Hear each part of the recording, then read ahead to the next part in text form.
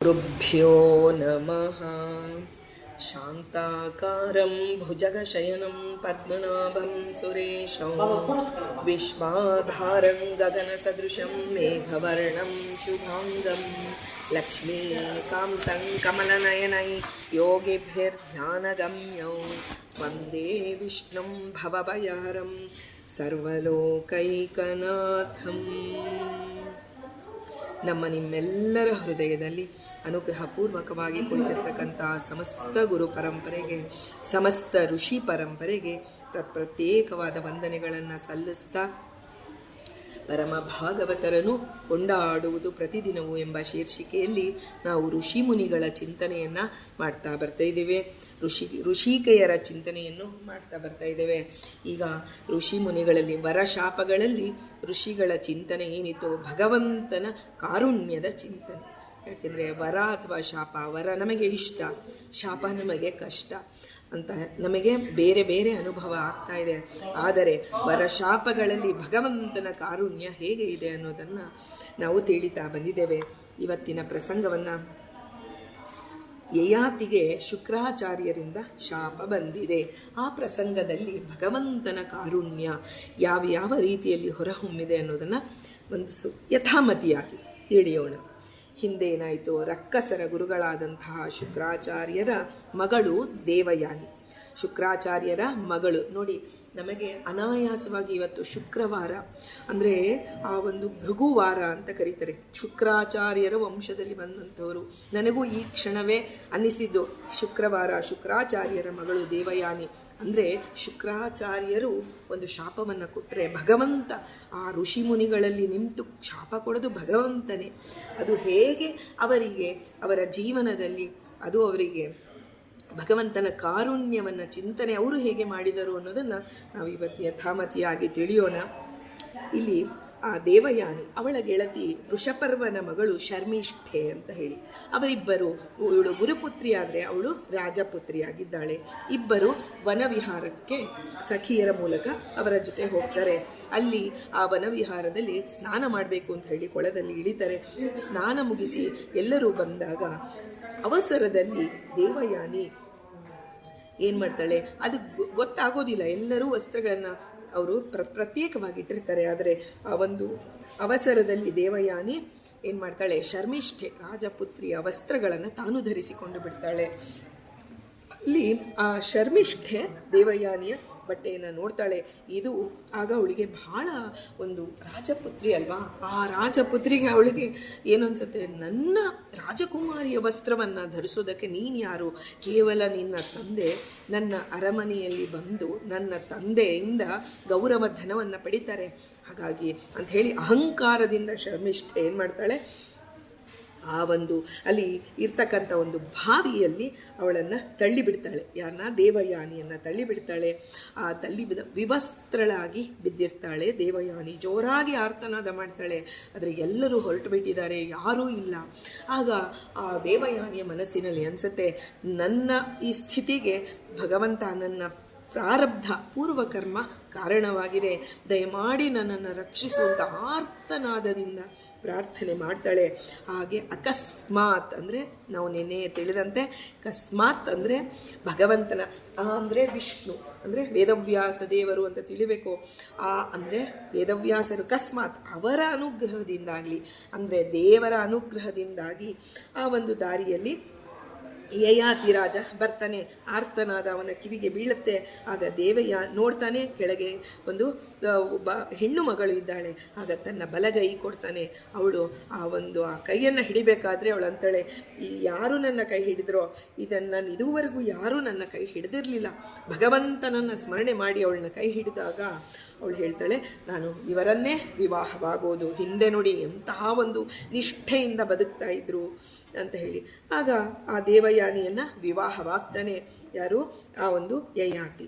ಆಮೇಲೆ ಶರ್ಮಿಷ್ಠೆಯನ್ನು ಅವಳು ಹೇಳ್ತಾಳೆ, ನಾನು ವಿವಾಹವಾಗಬೇಕಾದ್ರೆ ಅವನ ತಂದೆಗೆ ಹೇಳ್ತಾಳೆ, ನೋಡು ಆ ಶರ್ಮಿಷ್ಠೆಯಿಂದ ನನಗೆ ಇಂಥ ಗತಿ ಬಂದಿದ್ದು. ಅವಳು ತನಗೆ ಯಯಾತಿಯಂಥ ಮಹಾರಾಜ ಸಿಗ್ದ ಅನ್ನೋದು ಅವಳಿಗೆ ಮನಸ್ಸಿಗೆ ಬರೋದಿಲ್ಲ. ಅಂದರೆ ಕ್ರೋಧ ಬಂದರೆ ಮನುಷ್ಯನಿಗೆ, ಆ ಕ್ರೋಧ ಬಂದಾಗ ಎಲ್ಲವೂ ಬುದ್ಧಿ ಮರೆಯಾಗಿ ಬಿಡುತ್ತೆ.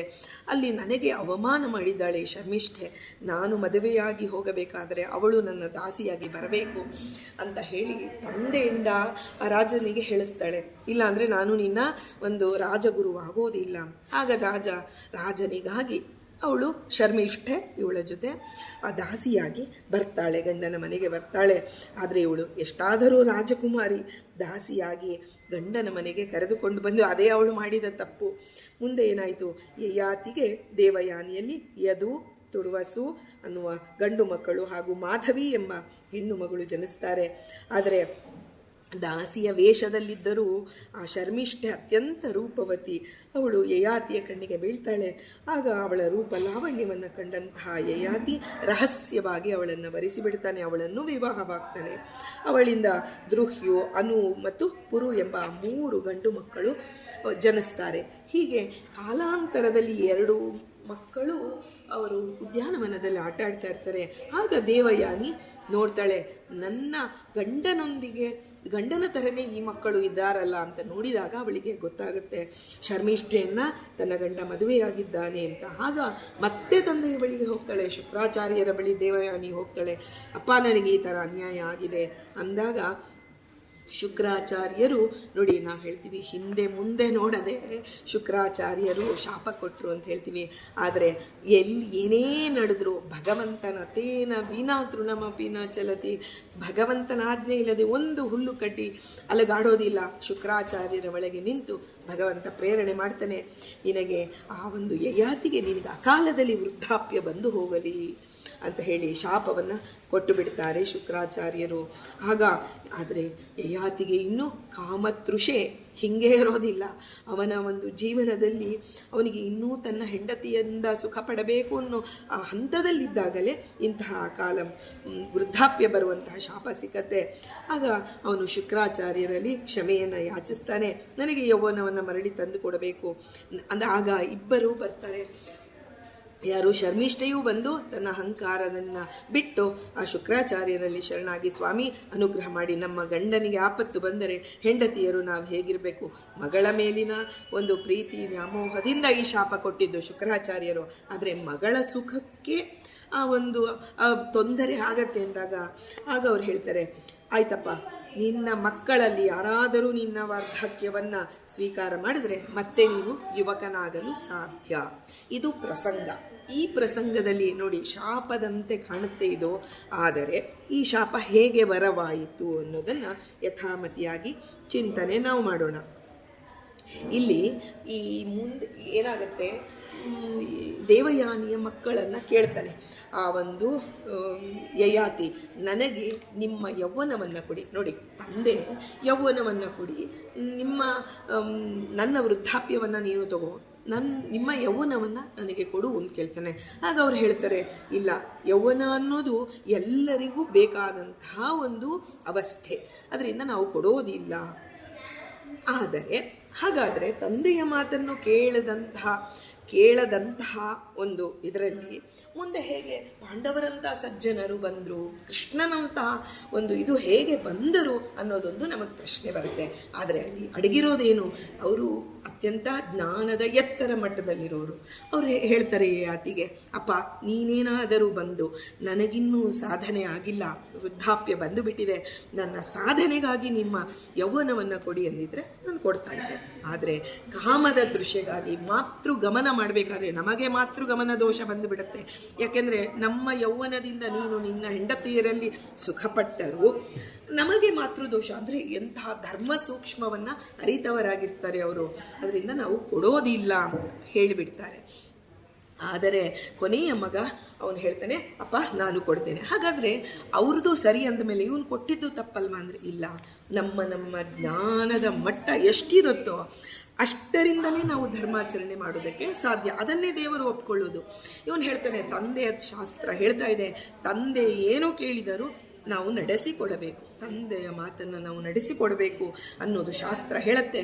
ಹಾಗಾಗಿ ತಂದೆಯ ಒಂದು ಆಜ್ಞೆ ಅಂದರೆ ಗುರುವಿನ ಆಜ್ಞೆ ಅಂತ ತಿಳಿದು ನಾನು ಕೊಡ್ತೇನೆ ಅಂತ ಹೇಳಿ ಒಪ್ಕೋತಾನೆ. ಒಪ್ಕೊಂಡು ಆಗ ಅವನಿಗೆ ಎಷ್ಟೋ ವರ್ಷಗಳು ಕಳೆದು ಹೋಗುತ್ತೆ. ಆದರೆ ಇವನಿಗೆ ಬಂದಿಲ್ವಾ ಮಾತೃಗಮನ ದೋಷ ಅಂದರೆ ಬಂದಿಲ್ಲ, ಯಾಕಂದರೆ ಇವನಿಗೆ ಆ ಜ್ಞಾನವೇ ಇಲ್ಲ. ಅದು ತಪ್ಪು ಅನ್ನೋದೇ ಇಲ್ಲ. ತಂದೆ ಈಗ ಒಂದೊಂದು ಹಂತದಲ್ಲಿ ಒಬ್ಬೊಬ್ಬ ಸಾಧಕರು ಇರ್ತಾರೆ. ದೇವರು ಎಲ್ಲ ಬಗೆಯ ಸಾಧಕರನ್ನು ಸಾಧನೆಗೆ ಅವಕಾಶ ಮಾಡಿ ಅವರವರ ಒಳಗಿರ್ತಕ್ಕಂತಹ ಸಾಧನೆಯ ಮಟ್ಟವನ್ನು ಹೊರಗೆ ಹಾಕೋದ ಸಲುವಾಗಿ ನೋಡಿ ಶುಕ್ರಾಚಾರ್ಯರು ಶಾಪವನ್ನು ಕೊಟ್ಟಿದ್ದಾರೆ. ಆ ಕೊಟ್ಟರು ಎಂತಹ ಒಂದು ಸಾಧಕ ಅಂದರೆ ನಮಗೆ ಕಷ್ಟ ಕಾಲ ಬಂದಾಗಲೇ ಯಾರಾದರೂ ನಮ್ಮೊಂದಿಗೆ ಯಾರು ಇರ್ತಾರಲ್ಲ ಅವರು ನಮಗೆ ಯಾರು ನಿಜವಾದ ಸಂಬಂಧಿಕರು, ನಿಜವಾದ ಸ್ನೇಹಿತರು ಅಂತ ನಮಗೆ ಕಷ್ಟ ಕಾಲ ಬಂದಾಗೆ ನಮಗೆ ಅರಿವಾಗೋದು. ಹಾಗೆ ಯಾತಿಗೆ ಗೊತ್ತಾಗುತ್ತೆ ನಾನು ಎಂತಹ ಕಾಮದ ತೃಷೆಯಿಂದಾಗಿ ಎರಡು ಹೆಣ್ಣು ಮಕ್ಕಳನ್ನು ಮಾಡಿ ಇಷ್ಟಾದರೂ ಮತ್ತೆ ಯೌವನವನ್ನು ತಗೊಂಡೆ. ಆದರೆ ನನಗೆ ಇನ್ನೂ ಆ ತೃಷೆ ಹೆಂಗಿಲ್ಲ ಅಂದಮೇಲೆ ಇಂತಹ ಸಾಧನೆಗಾಗಿ ಬಂದಂತಹ ಶರೀರದಿಂದ ನಾನು ಈ ಭೋಗಕ್ಕಾಗಿ ಇದನ್ನು ಉಪಯೋಗಿಸಿಬಿಟ್ಟೆ ಅಂತ ಹೇಳಿ ವೈರಾಗ್ಯ. ಆ ಒಂದು ಯಾಕಾಗಿ ಇಂತಹ ಶಾಪ ಬಂತು ಅಂದರೆ ಯಯಾತಿ ಒಳ್ಳೆಯ ಸಾಧಕ, ಅಂಥವನಿಗೆ ವೈರಾಗ್ಯ ಬರಬೇಕಾದ್ರೆ ಈ ಎಲ್ಲ ಪ್ರಸಂಗಗಳು ನಡಿಬೇಕಾಗಿತ್ತು. ಭಗವಂತ ಏನು ಮಾಡ್ದ, ಒಳಗಡೆಯಿಂದ ಈಗ ನಾವು ಹೇಳ್ತೀವಿ ನೋಡಿ, ಒಂದು ಯಾವುದಕ್ಕೋ ಇದು ಈ ಸಂದರ್ಭ ಯಾವುದರದೋ ಮುನ್ಸೂಚನೆ, ಯಾವುದಕ್ಕೋ ಇದು ಪೀಠಿಕೆ ಆಗ್ತಿದೆ. ಈಗ ಮದುವೆ ಮನೆಯಲ್ಲಿ ಹೇಳ್ತಾರೆ, ಮದುವೆ ವಿವಾಹ ಆದ ತಕ್ಷಣ ಇನ್ನು ಎಲ್ಲ ರೀತಿಯಲ್ಲಿ ನೀನು ತಲೆ ಬಗ್ಗಿಸಿದಂತೆ ಒಂದು ಹೆಣ್ಣು ಮಗು ಹುಟ್ಟಿದರೆ ಹೇಳ್ತಾರೆ, ಅಪ್ಪ ಇನ್ಮೇಲಿಂದ ನಿನ್ನ ಅಹಂಕಾರ ಕಳಿತು. ಒಂದು ಹೆಣ್ಣಾದರೆ ನಿನ್ನ ಎಲ್ಲ ರೀತಿಯ ಅಹಂಕಾರ ಕಳಿತು. ಯಾಕೆಂದರೆ ಎಲ್ಲದಕ್ಕೂ ತಲೆ ಬಾಗಬೇಕಾಗತ್ತೆ. ಹೆಣ್ಣು ಮಕ್ಕಳನ್ನು ಹೆತ್ತ ತಂದೆ ಪ್ರತಿ ಕ್ಷಣದಲ್ಲಿ, ಈಗ ನಾವು ಅನ್ಕೋತೀವಿ ಮಗಳನ್ನ ಮದುವೆ ಮಾಡಿಕೊಟ್ವಿ, ನಮ್ಮ ಜವಾಬ್ದಾರಿ ಮುಗೀತು ಅಂತ. ಇಲ್ಲ, ಆಗ ಶುರು ಆಗತ್ತೆ ನಮ್ಮ ಜವಾಬ್ದಾರಿ. ಪ್ರತಿ ಕ್ಷಣ ನಮ್ಮ ಕೊನೆ ಉಸಿರಿರೋವರೆಗೂ ನಮಗೆ ಅವರ ಬಗ್ಗೆ ಒಂದು ಜವಾಬ್ದಾರಿ ಇದ್ದೇ ಇರುತ್ತೆ. ಹೀಗಿರುವಾಗ ಆ ಒಂದು ಯಯಾತಿಗೆ ಎಂಥ ಒಂದು ವೈರಾಗ್ಯ ಬರಬೇಕಾಗಿದೆ. ಇದೆಲ್ಲ ಪ್ರಸಂಗಗಳು ನಡೆದು ಈ ಶಾಪ ಬಂದದ್ದಕ್ಕಾಗಿಯೇ ಅವನಿಗೆ ಆ ಮಕ್ಕಳಲ್ಲಿ ಇರ್ತಕ್ಕಂಥ ಧರ್ಮನಿಷ್ಠೆ, ಜ್ಞಾನದ ಮಟ್ಟ ಎಲ್ಲವೂ ಹೊರಹೊಮ್ಮಿಸಬೇಕಾಗಿದೆ. ಅದು ಶಾಪ ಅಲ್ಲ, ವರವೇ ಆಯಿತು ಯಯಾತಿಗೆ. ವೃದ್ಧಾಪ್ಯ ಬಂದರೂ ಅದು ಅವರು ಬರವಾಗಿ ಭಗವಂತ ನಮಗೆ ಎಂಥ ಸಂದರ್ಭ, ಕಷ್ಟದ ಸಂದರ್ಭ ಕೊಡಲಿ, ಶಾಪದ ಸಂದರ್ಭ ಕೊಡಲಿ, ಭಗವಂತ ಶರಣು ಹೋದಾಗ, ಗುರುಗಳಲ್ಲಿ ನಾವು ಶರಣು ಹೋದಾಗ ಆ ಸಂದರ್ಭ ನಮಗೆ ಸಾಧನೆಗೆ ಕಾರಣವಾಗುತ್ತೆ ಅನ್ನೋದು ಈ ಒಂದು ಸಂದರ್ಭದಿಂದ ನಾವು ಅರ್ಥ ಮಾಡಿಕೊಳ್ಳಬೇಕಾಗಿದೆ. ಈಗ ಮುಂದೆ ಇನ್ನೊಂದು ಸಂದರ್ಭ ನೋಡೋಣ. ನಳ ಹಾಗೂ ನೀಲ ಅನ್ನುವಂಥ ಒಂದು ಕಪಿಗಳು. ಆ ಕಪಿಗಳಿಗೆ ಒಬ್ಬ ಋಷಿ ಶಾಪ ಕೊಟ್ಟಿದ್ದಾರೆ. ರಾಮಾಯಣದಲ್ಲಿ ಬರುತ್ತೆ ಇದು. ನಳ ಮತ್ತು ನೀಲ ಅನ್ನೋರು ಎರಡು ಕೋತಿಗಳು. ಅಲ್ಲಿ ಮಹತ್ತರ ಪಾತ್ರವನ್ನು ವಹಿಸಿ ಅವರು ಅಶ್ವಿನಿ ದೇವತೆಗಳ ಅವತಾರ. ಯಾರು? ನಳ ಮತ್ತು ನೀಲ ಅನ್ನುವಂಥ ಕೋತಿಗಳು. ಈ ಕೋತಿಗಳು ಅತ್ಯಂತ ಶಕ್ತಿಯುತವಾದಂತಹ ಕೋತಿಗಳಾಗಿತ್ತು. ಆದರೆ ಸಾಮಾನ್ಯ ಒಂದು ಚೇಷ್ಟೆ ಮಾಡುವಂತಹ ಗುಣ ಎಲ್ಲ ಆ ಒಂದು ಯೋನಿಯಲ್ಲಿ ಬಂದೇ ಬಿಡುತ್ತೆ. ಮಂಗದ ಆ ಒಂದು ಇದರಲ್ಲಿ ಬಾಲ್ಯದಲ್ಲಿ ಆ ಒಂದು ಕಪಿಗಳು ಯಾವುದನ್ನು ನೋಡಿದ್ರೂ ಆ ವಸ್ತುಗಳನ್ನು ನೀರಿಗೆ ಎಸೆಯುವಂತಹ ಒಂದು ಸ್ವಭಾವ ಕೋತಿಗಳಿಗೆ. ಹಾಗೆ ಏನೇ ತಗೊಂಡು ಅದನ್ನು ನೀರಿಗೋ ದೂರಕ್ಕೆ ಎಸೆಯುವಂಥದ್ದು ಅದರ ಸ್ವಭಾವ. ಮಕ್ಕಳೇ ಆದರೂ ನೋಡಿ, ನಾವು ಅಕ್ಕಪಕ್ಕದಲ್ಲಿ ಬಾವಿ ಇದ್ದರೆ, ಈಗ ನನ್ನ ಒಂದು ಬಾಲ್ಯದ್ದೇ ನಾನು ಹೇಳ್ತೇನೆ, ನಮ್ಮ ತಂದೆ ತಾಯಿಗಳು ಹೇಳ್ತೀವಿ, ಏನು ಸಿಕ್ಕಿದ ಸಾಮಾನು ತೊಗೊಂಡೋಗಿ ಬಾವಿಗೆ ಹಾಕೊಳ್ಳೋಣ ನನ್ನ ಮಗಳು ಅಂತ. ಅಂದರೆ ಮಕ್ಕಳ ಸ್ವಭಾವ ಅದು. ಯಾವುದೇ ವಸ್ತುಗಳು ಕೈಗೆ ಸಿಕ್ಕರೂ ಅದನ್ನು ತೊಗೊಂಡೋಗಿ ದೂರ ಎಸೆಯೋದು ಇಲ್ಲ, ಯಾವುದೋ ಒಂದು ನೀರಲ್ಲಿ ಹಾಕೋದು, ಅದ್ದೋದು, ಮುಳುಗಿಸೋದು, ಇದೆಲ್ಲ ಮಾಡ್ತಿರ್ತಾರೆ. ಹಾಗೆ ಇವರು ಅತ್ಯಂತ ಚೇಷ್ಟೆಯ ಒಂದು ಕೆಲಸಗಳನ್ನು ಮಾಡ್ತಿರ್ತಾರೆ. ಆಗ ಒಬ್ಬ ಋಷಿ, ಅನುಷ್ಠಾನ ಮಾಡ್ತಿರ್ತಕ್ಕಂಥ ಒಬ್ಬ ಋಷಿಯನ್ನು ನೋಡಿ ಆ ಋಷಿಯನ್ನು ತಗೊಂಡು ನೀರಿಗೆ ಎಸ್ತು ಬಿಡುತ್ತೆ ಆ ಕೋತಿಗಳು. ಆಗ ಅದರಿಂದ ಬಹಳ ಕೋಪ ಬರುತ್ತೆ ಆ ಋಷಿಗೆ. ನನ್ನ ಪಾಡಿಗೆ ನಾನು ಅನುಷ್ಠಾನ ಮಾಡ್ತಾ ಕೂತಿದ್ದೆ, ಆದರೆ ಈ ಕೋತಿಗಳು ಬಂದು ನನ್ನನ್ನು ನೀರಿಗೆ ಎಸ್ತು ಬಿಟ್ಟಿದೆಯಲ್ಲ ಅಂತ ಹೇಳಿ ಆಗ ಆ ಋಷಿ ಶಾಪ ಕೊಡ್ತಾನೆ. ಯಾರಿಗೆ? ನಳ ಮತ್ತು ನೀಲ ಅನ್ನೋ ಕೋತಿಗಳಿಗೆ. ನೀವು ಇನ್ನು ಮೇಲೆ ಯಾವುದೇ ವಸ್ತುಗಳನ್ನು ನೀರಿಗೆ ಎಸೆದರೂ, ಅಂದರೆ ಅದು ಯಾವುದೇ ವಸ್ತು ಆಗಿರ್ಬೋದು, ವ್ಯಕ್ತಿ ಆಗಿರ್ಬೋದು, ಯಾರೇ ಆಗಲಿ, ಅದು ಆ ವಸ್ತು ನೀರಿನ ಮೇಲೆ ತೇಲುವಂತಾಗಲಿ ಅಂತ ಹೇಳಿ ಒಂದು ಶಾಪ ಇರುತ್ತೆ. ಆಗ ಆ ಶಾಪ ಕೊಟ್ಟಾಗ ನೋಡಿ, ಮುಂದೆ ರಾಮದೇವರು ಈ ಎಲ್ಲ ಕಪಿಗಳ ಸಹಾಯದಿಂದ ಅವರು ಸೇವೆ ಸಹಾಯ ಅಲ್ಲ. ದೇವ ಹೇಳ್ತಾನೆ ಅಲ್ಲಿ ರಾಮಾಯಣದಲ್ಲಿ, ವಾಲ್ಮೀಕಿಗಳು ಬರೀತಾರೆ, ಹನುಮಂತ ದೇವರಿಂದ ಮೊದಲುಗೊಂಡು ಎಲ್ಲ ವಾಲಿ ಸುಗ್ರೀವಾಂಗದ ಪ್ರತಿಯೊಬ್ಬ ತಮ್ಮ ಇಡೀ ಸೇನೆ ಬಂದು ಹೇಳಿದ್ರು, ಸ್ವಾಮಿ ನಮ್ಮ ಸೇವೆಯನ್ನು ತಗೋ, ಇದು ಸಹಾಯ ಅಲ್ಲ, ಸೇವೆ, ರಾಮನ ಸೇವೆಗಾಗಿ ಇದು ಉಪಯೋಗಕ್ಕೆ ಬೀಳತ್ತೆ ಅಂತ ಹೇಳಿ, ಎಲ್ಲಿ ಋಷಿಯ ಅಂತರ್ಯಾಮಿಯಾದ ಭಗವಂತ ಆ ಒಂದು ಕಪಿಗಳಿಗೆ ಆ ಒಂದು ಯಾವುದೋ ಒಂದು ಪ್ರಸಂಗವನ್ನು ನಿಮಿತ್ತ ಮಾಡಿಕೊಂಡು ಅದನ್ನು ಆ ಒಂದು ಶಾಪವನ್ನು ಅಲ್ಲಿ ಪ್ರಸಂಗ ನಿಮಿತ್ತ ಅಷ್ಟೇ, ಆದರೆ ಭಗವಂತ ತಾನು ಮುಂದೆ ಸಾಧಿಸಬೇಕಾದಂತಹ ಒಂದು ಕಾರ್ಯಕ್ಕೆ ಕಪಿಗಳಿಂದ ಸೇವೆ ತೆಗೆದುಕೊಳ್ಳಬೇಕಾಗಿದೆ. ಅದಕ್ಕಾಗಿ ಆ ರೀತಿಯ ಶಾಪವನ್ನು ಒಳಗೆ ನಿಂತು ಅಂತರ್ಯಾಮಿಯಾಗಿ ಪ್ರೇರಣೆ ಮಾಡಿ ಆಡಿಸಿಯೇ ಬಿಟ್ಟ ಋಷಿಯಿಂದ.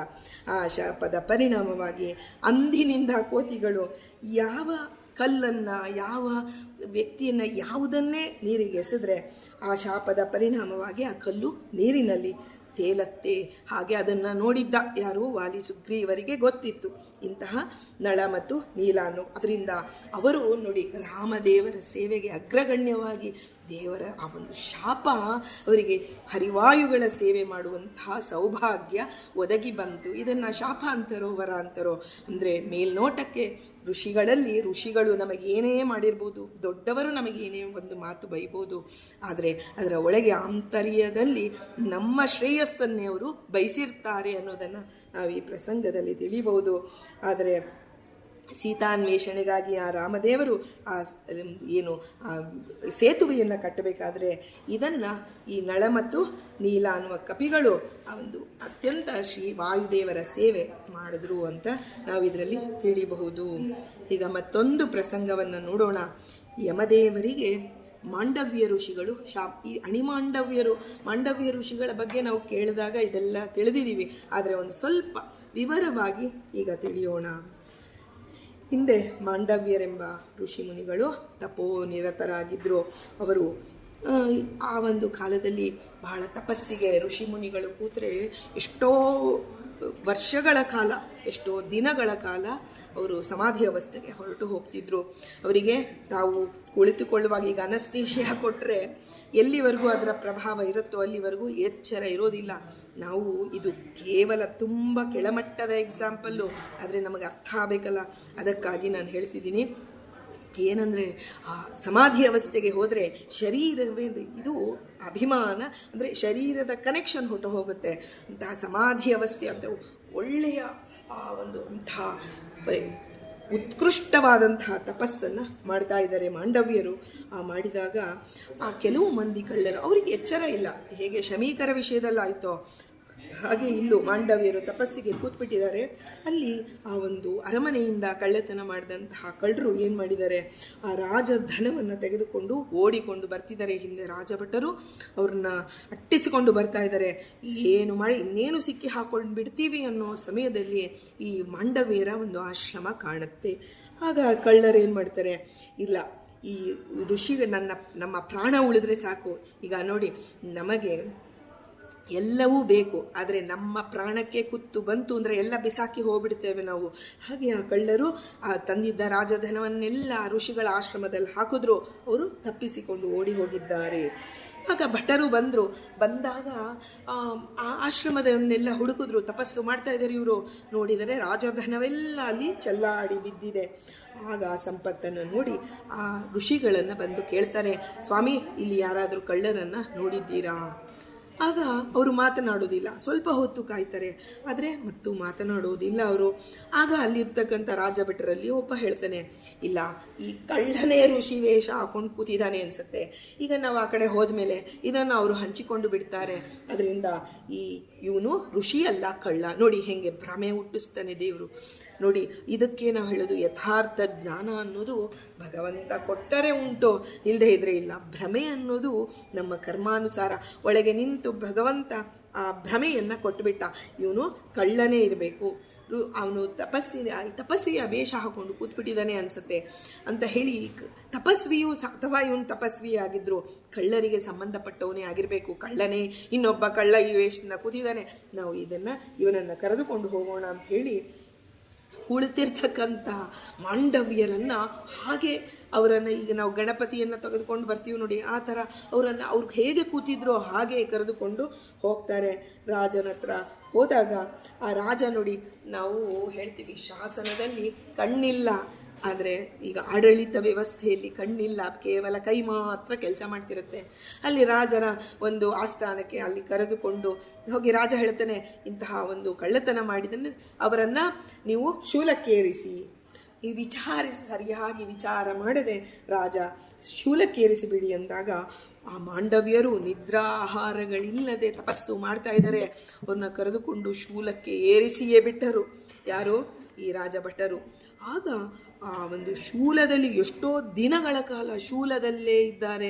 ಅವರನ್ನು ಹೊರಗೆ ತೆಗೆಯೋದಕ್ಕೂ ಆಗ್ತಾ ಇಲ್ಲ, ಅವರನ್ನು ಮುಟ್ಟುವುದಕ್ಕಾಗ್ತಿಲ್ಲ ಯಾರಿಗೂ. ಆಗ ಅಲ್ಲಿ ಋಷಿಮುನಿಗಳು ಅವರನ್ನು ಭೇಟಿಯಾಗಕ್ಕೆ ಬರ್ತಾರೆ. ಯಾಕೆಂದರೆ ಆ ಋಷಿಮುನಿಗಳು ಸಜ್ಜನರು ರಾಜನನ್ನು ಭೇಟಿಯಾಗೋದಕ್ಕೆ ಬರ್ತಾರೆ.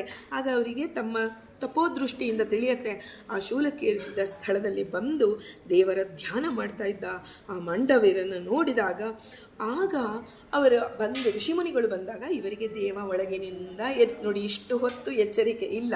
ಋಷಿಮುನಿಗಳು ಬಂದಾಗ ಇವರಿಗೆ ಎಚ್ಚರಿಕೆ ಕೊಡ್ತಾನೆ. ಆಗ ಅವರೆಲ್ಲ ಕೇಳಿದಾಗ, ಸ್ವಾಮಿ ಇದೆಲ್ಲ ಹೇಗಾಯಿತು ಅಂತ ಹೇಳಿ ಬಂದವರು ಕೇಳ್ತಾರೆ. ಆಗ ಮಾಂಡವ್ಯರು ಹೇಳ್ತಾರೆ, ನನಗೇನೂ ಗೊತ್ತಿಲ್ಲಪ್ಪ, ನನ್ನಷ್ಟಕ್ಕೆ ನಾನು ಕಾಡಿನಲ್ಲಿ ನನ್ನ ಆಶ್ರಮದಲ್ಲಿ ಕುಳಿತು ದೇವರ ಧ್ಯಾನ ಮಾಡ್ತಾ ಇದ್ದೆ. ಆದರೆ ಕಣ್ ತೆರೆದು ನೋಡಿದಾಗ ಈ ಶೂಲಕ್ಕೆ ಏರಿಸಿದ್ದಾರೆ, ಈಗಲೇ ನನಗೂ ಇದಾಗಿದೆ ಅಂದಾಗ ರಾಜನನ್ನು ಕರೆಸಿದಾಗ ಈ ಋಷಿ ಇವರು ಮಾಂಡವ್ಯರು ಅಂತ ಗೊತ್ತಾದಾಗ ದೀರ್ಘದಂಡ ನಮಸ್ಕಾರ ಮಾಡಿ, ಸ್ವಾಮಿ ನಮ್ಮಿಂದ ತಪ್ಪಾಗೋಯ್ತು ಅಂತ ಹೇಳಿ ನಮ್ಮನ್ನು ಕ್ಷಮಾ ಮಾಡಿ ಅಂತ ಹೇಳಿ ಬೇಡಿಕೊಂಡು ಶೂಲದಿಂದ ಕೆಳಗೆ ಇಳಿಸ್ತಾರೆ. ಆದರೆ ಅವರ ದೇಹದೊಳಗೆ ಚುಚ್ಚಿದ್ದಲ್ಲ ಶೂಲ, ಅದು ಒಂದು ಭಾಗ ತೆಗೆಯೋದಕ್ಕೆ ಬರೋದೇ ಇಲ್ಲ. ಆ ದೇಹದಲ್ಲೇ ಉಳಿದು ಅವರಿಗೆ ವೇದನೆಯನ್ನು ಕೊಡ್ತಾನೇ ಇತ್ತು. ಅಂದರೆ ಆಗ ಮಾಂಡವ್ಯರು ಯೋಚನೆ ಮಾಡಿದರು, ನನಗೆ ಯಾಕೆ ಈ ರೀತಿ ಅಪಮೃತ್ಯು?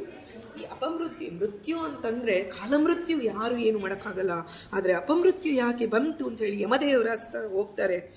ಅಣಿಮಾಂಡವ್ಯರು, ಅವರಿಗೆ ಅಣಿಮಾಂಡವ್ಯರು, ಆಣಿ ಸಿಕ್ಕಾಕೊಂಡಿರುತ್ತೆ ಗಂಟಲಲ್ಲಿ, ಹಾಗಾಗಿ ಅಣಿಮಾಂಡವ್ಯರು ಅಂತಲೇ ಅವರನ್ನು ಗುರುತಿಸುವಂತೆ ಆಗ್ಬಿಡುತ್ತೆ. ಆಗ ಯಮದೇವರ ಬಳಿ ಮಾಂಡವ್ಯರು ಹೋಗ್ತಾರೆ. ನನ್ನ ಯಾವ ಪಾಪಕ್ಕಾಗಿ ಈ ಶಿಕ್ಷೆ ಹೇಳು, ನನಗೆ ಅಕಾಲ ಮೃತ್ಯು ಯಾಕಾಗಿ ಬಂತು ಅಂತ ಕೇಳಿದಾಗ ಯಮದೇವರು ಹೇಳ್ತಾರೆ, ಆದರೆ ಒಳಗಡೆ ಬೇರೆಯೇ ಇದೆ. ಮಾಂಡವ್ಯರು ನಾನು ಬ್ರಹ್ಮರ್ಷಿ ಆಗಬೇಕು ಅಂತ ಹೇಳಿ ಉದ್ದೇಶ ಇಟ್ಟುಕೊಂಡು ಮಾಡ್ತಾ ಇರ್ತಾರೆ. ಅದು ಯಾರಿಗೂ ಗೊತ್ತಿಲ್ಲ, ದೇವನಿಗೆ, ಯಾರಿಗೆ? ಯಮದೇವರ ಅಂತರ್ಯಾಮಿಯಾದ ಭಗವಂತನಿಗೆ ಗೊತ್ತಿದೆ. ಆದರೆ ಅಂತಹ ನೋಡಿ, ನಾವು ಯಾವುದೇ ಸಾಧನೆ ಮಾಡಬೇಕಾದ್ರೂ ನಮಗೆ ಯೋಗ್ಯತೆ ಇಲ್ಲದಂತಹ ಸಾಧನೆ ನಮಗೆ ಖಂಡಿತವಾಗಿ ಈಗ ಇದ್ದಕ್ಕಿದ್ದಂಗೆ ಹೋಗ್ಬಿಟ್ಟು ನಾನು ಪ್ರಧಾನಮಂತ್ರಿ ಆಗಬೇಕು ಅಂತ ನಾವೇನಾದರೂ ಅಂದ್ಕೊಂಡ್ರೆ ಅದು ತಪ್ಪು. ಯಾಕೆಂದರೆ ನಮಗೆ ಯಾವುದೇ ರೀತಿಯ ಸಾಧನೆ ಇಲ್ಲ. ಒಬ್ಬ ಪ್ರಧಾನಮಂತ್ರಿ ಆಗೋದಕ್ಕೆ ಎಷ್ಟು ವರ್ಷಗಳ ಕಾಲ ಅವನು ಇದು ಮಾಡಿರ್ತಾನೆ. ಹಾಗೆ ನಾವು ಯಾವುದೇ ಒಂದು ಸಾಧನೆ ಮಾಡಬೇಕಾದ್ರೂ ಈಗ ಇದ್ದಕ್ಕಿದ್ದಂಗೆ ಹೋಗಿ ನಾನು ಭೀಷ್ಮ ಪಂಚಕ ವಿಷ್ಣು ಪಂಚಕ ನಾನು ಮಾಡಿಬಿಡ್ತೀನಿ 5 ದಿನ ಉಪವಾಸ, ನೀನು ಸರಿಯಾಗಿ ಏಕಾದಶಿ ಉಪವಾಸವನ್ನೇ ಮಾಡೋಕ್ಕಾಗದೇ ಇರೋ ನೀನು ವಿಷ್ಣು ಪಂಚಕವನ್ನು ಮಾಡೋಕ್ಕಾಗತ್ಯ ಅನ್ನೋದನ್ನು ನಮಗೆ ನಾವೇ ಪ್ರಶ್ನೆ ಮಾಡಿಕೊಳ್ಳಬೇಕಾಗತ್ತೆ. ನಮಗೆ ಯೋಗ್ಯತಾ ಮೀರಿದ ಸಾಧನೆಯನ್ನು ಮಾಡಬಾರದು, ಅದು ಬಹಳ ತಪ್ಪು ಶಾಸ್ತ್ರದಲ್ಲಿ. ಆಗ ಅಲ್ಲಿ ಆದರೆ ಯಮದೇವರು ಹಾಗೆ ಹೇಳೋದಿಲ್ಲ, ಮಾಂಡವ್ಯರಿಗೆ ಆ ರೀತಿ ಹೇಳೋದಿಲ್ಲ. ಸ್ವಾಮಿ, ನೀವು ನಿಮ್ಮ ಮಗುವಾಗಿದ್ದಾಗ, ಸಣ್ಣ ಮಗುವಾಗಿದ್ದಾಗ, ಆ ಒಂದು ಇದರಲ್ಲಿ ನಿಮ್ಮ ಬಾಲ್ಯದಲ್ಲಿ ಒಂದು ಪತಂಗದ ಪೃಷ್ಠ ಭಾಗಕ್ಕೆ ಕಡ್ಡಿಯಿಂದ ಚುಚ್ಚಿ ಅದು ನೋವು ಪಡ್ತಾ ಇದೆ. ಆದರೆ ನೀವು ಅದನ್ನು ಆಟ ಅಂತ ತಿಳಿದು ಭ್ರಮಿಸಿ ಅದು ಆ ಕಡೆ ಈ ಕಡೆ ಅಳ್ಳಾಡ್ತಿರುವಾಗ ಅದನ್ನು ನೋಡಿ ನೀವು ಸಂತೋಷ ಪಟ್ಟಿದ್ರಿ, ಅದಕ್ಕಾಗಿ ನಿಮಗೆ ಈ ಶಿಕ್ಷೆ ಅಂತ ಯಮದೇವರು ಹೇಳ್ತಾರೆ. ಆಗ ಮಾಂಡವ್ಯರು ಹೇಳ್ತಾರೆ, ಅಲ್ಲ, ನಾನು ಅರಿಯದ ಮಗುವಾಗಿದ್ದಾಗ, ನನಗೆ ಜ್ಞಾನವೇ ಇಲ್ಲ, ತಿಳುವಳಿಕೆ ಇಲ್ಲದಂಥ ವಯಸ್ಸಲ್ಲಿ ನಾನು ಮಾಡಿದಂಥ ಒಂದು ಸಣ್ಣ ತಪ್ಪಿಗೆ ನೀನು ಇಷ್ಟು ದೊಡ್ಡ ಶಿಕ್ಷೆಯನ್ನು ಕೊಟ್ಟಿದೆಯಾ ಅಲ್ವಾ? ಆಗ ಅವರು ಋಷಿಗಳು, ಅವರಿಗೆ ಗೊತ್ತಿದೆ ಯಮದೇವರೆಲ್ಲ ಶಿಕ್ಷೆ ಕೊಡೋದು. ಆ ಯಮನ ಆಸ್ಥಾನದಲ್ಲಿ ರಾಮ ಇದ್ದಾನೆ. ಆ ಯಮದೇವರು ಎಲ್ಲ ಶಿಕ್ಷೆಗಳ ಒಂದು ಪಟ್ಟಿಯನ್ನು ಬರೆದು ಸ್ವಾಮಿ ರಾಮನ ಮುಂದೆ ಇಡ್ತಾರೆ. ಭಗವಂತನ ಯಮಸಭೆಯಲ್ಲಿ ರಾಮರೂಪ ಇದೆ. ರಾಮ ಅದಕ್ಕೆ ಮುದ್ರೆ ಒತ್ತಿದರೆ ಮಾತ್ರ ಆ ಶಿಕ್ಷೆ ಜಾರಿಗೆ ಬರೋದು. ಯಮದೇವರು ತಾವೆಲ್ಲ ರೆಡಿ ಮಾಡಿ ಇವಾಗ ದೊಡ್ಡವ್ರ ಹತ್ರ ಹೋಗಿ ಸಿಗ್ನೇಚರ್ ಹಾಕಿಸಿ ಮೊಹರು ಹಾಕ್ಸಿದ ಮೇಲೆ ತಾನೇ ಅದು ಜಾರಿಗೆ ಬರೋದು. ಹಂಗೆ ಅಂಥ ಇಷ್ಟೆಲ್ಲ ಗೊತ್ತಿದೆ ಮಾಂಡವರಿಗೆ. ಆದರೆ ಆ ಕ್ಷಣದಲ್ಲಿ ಅವರಿಗೆ ಒಳಗಿಂದ ಅಂತರ್ಯಾಮಿಯಾದ ಭಗವಂತ ಒಂದು ಮಾತನ್ನು ನುಡಿಸಿಯೇ ಬಿಟ್ಟ.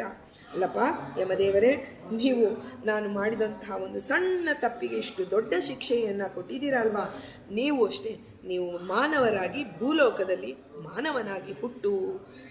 ಆದರೆ ನೋಡಿ, ಅವತ್ತಿನ ದಿನ ಋಷಿ ಅಂತರ್ಯಾಮಿಯಾದ ಭಗವಂತ ಯಮದೇವರಿಗೆ ಹೇಳಿದ್ದಕ್ಕೆ, ಯಮದೇವರು ನಾವು ಕನಕ ಗೀತೆಯನ್ನು ಕೇಳುವಾಗ ಹೇಳಿದ್ವಿ, ಕನಕದಾಸರು ಯಮದೇವರು ಎಷ್ಟು ರೀತಿಯಲ್ಲಿ ಹೇಳ್ತಾರೆ, ಅಪ್ಪ ಎಂತಹ ಭಗವಂತನ ಹರಿನಾಮ ಸ್ಮರಣೆ ಇದೆ, ಇಂತಹ ಸಾಧನ ಶರೀರ ಬಂದಿದೆ, ಈಗ ನೀವು ಇದನ್ನು ಮಾಡ್ಕೊಳ್ಳೋಕ್ಕೆ ಧರ್ಮ ಮಾಡದೆ ನನ್ನ ಹತ್ರ ಬಂದು ತಲೆ ತಗ್ಗಿಸಿ ನಿಂತಿದ್ದೀರಲ್ಲ, ಯಾವ ಸಾಧನೆಯನ್ನು ಮಾಡದೆ ಅಂತ ಹೇಳಿ ಯಮದೇವರು ಬಹಳ ಕನಿಕರ ಮನಸ್ಸಿನಲ್ಲಿ, ಅಯ್ಯೋ ಎಂತೆಂತಹ ಅವಕಾಶಗಳನ್ನು ಕೊಟ್ಟ ದೇವ, ಆದರೆ ಏನೂ ಸಾಧನೆ ಮಾಡ್ಕೊಂಡಿಲ್ಲ, ನಾನು ಇವರ ಈ ದೇಹವನ್ನು ಬಿಟ್ಟ ಮೇಲೆ ಇವರಿಗೆ ಶಿಕ್ಷೆ ಕೊಡುವಂತೆ.